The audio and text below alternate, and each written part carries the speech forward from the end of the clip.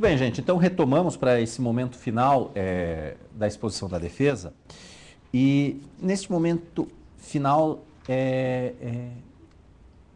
me parece importante ainda nós falarmos de um argumento que foi muito bem trazido pelo professor Rogério, se bem que me parece que a visualização que tenho dele seja exatamente a oposta, que é a questão do direito penal elitista.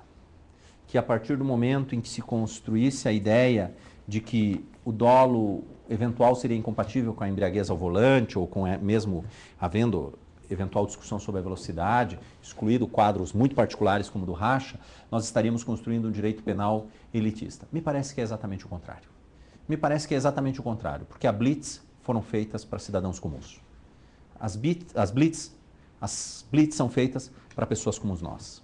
Somos nós que nas delegacias de polícia não conseguimos dar jeitinho. Somos nós que nas delegacias de polícia somos sempre e invariavelmente conduzidos às barras do tribunal. Somos nós, pessoas comuns como nós, que são invariavelmente escrachados. Curiosamente, os processos que tramitam criminais contra juízes, desembargadores, promotores, procuradores, correm todos em sigilo, inclusive sigilo do nome. Pesquisa na internet, inclusive o nome não pode ser divulgado. Contra cidadãos comuns, não. Então, este direito penal não é o direito penal elitista, porque esse direito penal é o direito penal que quer nos proteger de um crescimento avassalador do Estado. De um crescimento do Estado que diz em um momento para nós que vai criar um campo de dolo eventual onde ele não existia, vai abdicar dos critérios dogmáticos para gerar esse dolo eventual e num segundo momento abre mão de mais alguma coisa, num terceiro momento abre mão de mais outra coisa e mais uma garantia se vai e outra garantia vai por terra e outra garantia vai por terra e as nossas garantias se foram todas. Quando Carl Schmitt anunciou o Estado nazista, a teoria de Carl Schmitt era exatamente a teoria que hoje se adota para limitar direitos e garantias fundamentais.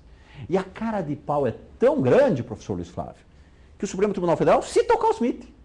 Alguém tinha que avisar os ministros do Supremo Tribunal Federal que Carl Schmitt é o principal filósofo do Estado nazista, que não avisaram a eles, para justamente construir a teoria de que os direitos e garantias fundamentais podem ser limitados. E ele foi limitando, até que um belo dia ele disse, a própria vida, então, pode ser limitada. E daí a vida só é válida se for uma vida socialmente útil, socialmente saudável, e daí a lei disciplina quais são essas vidas socialmente úteis, quais são essas vidas socialmente saudáveis. Nós não abrimos mão de direitos e garantias fundamentais. Nós não cedemos em prol de construções de malucos do gênero do Jacobs. Nós temos que manter nossa postura firme em prol da defesa do Estado democrático. E não percam a esperança no ser humano, gente. Efetivamente, não percam a esperança no ser humano.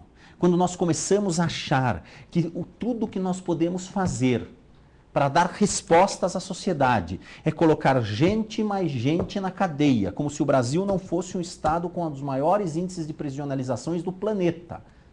Os números mostram que o crescimento do número de prisionalizações do Brasil, em 2050, continuando a mesma escalada, mais da metade da população brasileira estará atrás das grades e não fora. Como se nós não fôssemos o país com um dos maiores índices de prisionalizações do planeta. Quando nós achamos que esta é a política, que este é o único caminho, nós estamos abrindo mão de acreditar no ser humano. Nós estamos dizendo que não adianta controlar as drogas, que não adianta estabelecer políticas sérias de combate ao consumo de álcool, que não adianta nós tentarmos fazer o ser humano ser um cidadão de bem.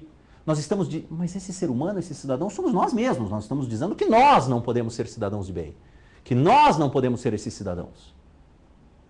Conta-se, me vem à memória, um dia em que as estrelas chegaram para Deus, professor Rogério, e disseram para Deus que queriam conhecer a Terra. E Deus, que tudo sabe, chegou para as estrelas e disse, mas por que vocês querem ir para a Terra?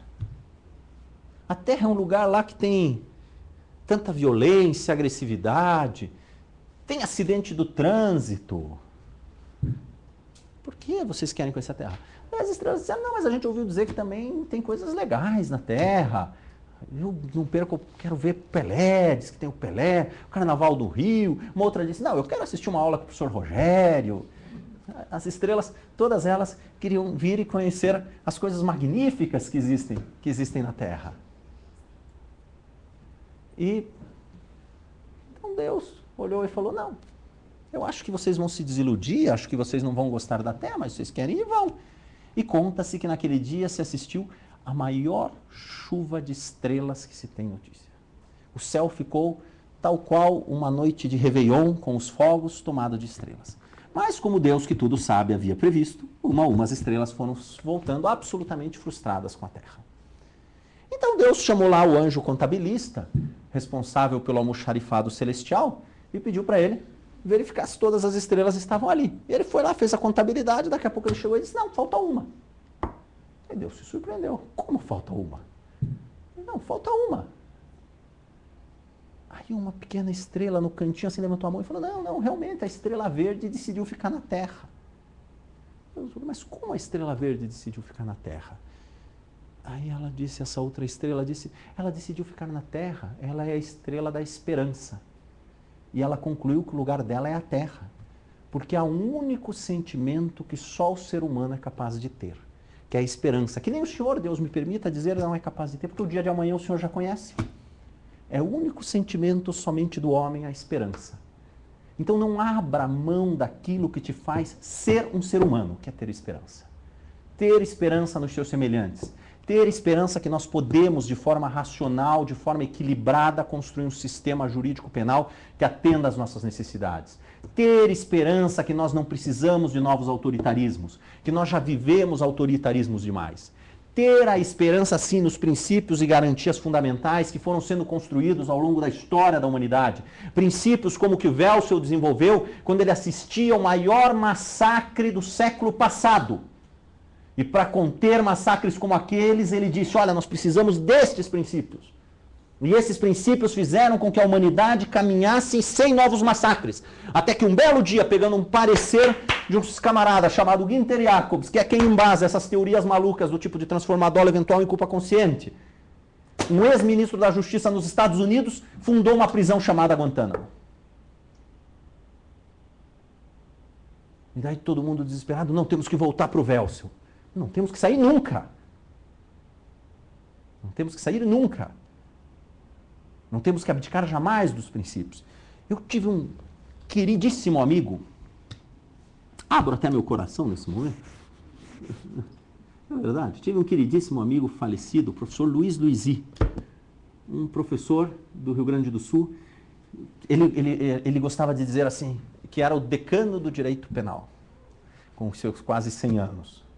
E nós saíamos muitas vezes, após passarmos o dia estudando, porque ele adorava estudar, então a gente ficava às vezes o dia inteiro estudando, daí depois saíamos meia-noite, 1h da manhã, e ele olhava para mim, não esqueço, e dizia, Adel, a sua cidade tem uma das melhores picanhas da República, me leve comê-la. E comia lá picanha 1h e tal, eu não conseguia acompanhar ele. E eu tive o privilégio de assistir a última palestra de Luizy. Foi num Congresso Internacional de Direito Penal, que eu participava também. E Luizy, ao público presente, dizia assim, dos seus quase 100 anos, eu já acompanhei, pessoalmente, no Brasil, 3 ditaduras. Eu já fui preso por ditaduras no Brasil 5 vezes. Eu não me curvei a nenhuma delas. E passei 3 ditaduras, 5 vezes pela prisão, defendendo os princípios e garantias fundamentais. Defendendo o Estado democrático do direito. Eu, com quase 100 anos, não decidi de parar de lutar pelos princípios e garantias fundamentais. Por que vocês com 20, com 30, já desistiram? Não desistam. Neste momento em que a discussão da opinião pública é tomada pela questão do dolo eventual e da culpa consciente, olhem essa questão sob a importância que ela realmente tem, dentro da significação jurídica que ela realmente tem. Não de nós resolvermos um problema imediato de meia dúzia de casos midiáticos que são explorados por aquele que se julga o maior jurista do país, William Bonner. Mas sim, dentro da realidade efetiva, do que nós estamos construindo enquanto sistema jurídico para 200 milhões de brasileiros. Se o sistema jurídico que nós queremos construir é o sistema jurídico de garantias, se o sistema jurídico que nós queremos construir é o sistema jurídico em que os princípios se sobrepõem às tentativas de invasão autoritária, então esse sistema jurídico diz, dolo eventual é somente se houver prova incontrastável, induvidosa, indiscutível, que aquela pessoa, no momento em que praticou a conduta, disse, se eu produzir o resultado morte, eu o aceito. Fora isso, desculpe-se qualquer teorização, fora isso é presunção de dolo. É presumir o dolo. Somente a exigência probatória, quero ver a prova, quero ver a testemunha que conversou com ele, que ele disse, olha, eu vou dirigir, se eu atropelar alguém e matar, que bom.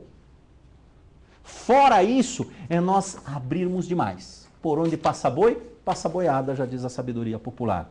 E nós estaremos abrindo as portas para um novo Estado autoritário. Nós estaremos dizendo, aqui nós admitimos por um anseio popular, então vamos admitir aqui desse outro lado também. Agora vamos limitar esses princípios e garantias fundamentais. Não foi diferente que os alemães fizeram na Segunda Guerra Mundial. Não por um acaso, a doutrina até hoje discute se o Estado, se Hitler ascendeu ao poder de forma democrática ou não. Porque aquilo que revestia o discurso dele era o atendimento aos anseios populares. Aqueles que caminham com a democracia, aqueles que não abrem mão, como eu não abro, dos princípios e garantias fundamentais. Aqueles que exigem do Estado o comprometimento, que exigem que os nossos impostos, nós somos suas excelências, somos nós. Nós somos suas excelências os contribuintes. Aqueles como nós que sabem que são suas excelentes os contribuintes e que exigem, então, que esse Estado seja um Estado responsável, que desenvolva políticas públicas sérias nas áreas que devem ser desenvolvidas ao invés de nos enganar com legislação de terror, acompanhem o que Welser já dizia. Acompanhem o que Zaffaroni diz. Acompanhem o que toda a doutrina finalista diz. E digam, embriaguez ao volante é caso de culpa consciente. Salvo se demonstrado de forma cabal, de forma inquestionável a aceitação do resultado. Neste caso não está demonstrável. Dolo eventual. Não cabe aqui. Culpa consciente, indiscutivelmente. Falo hoje em homenagem a Luiz Luizet. Muito obrigado.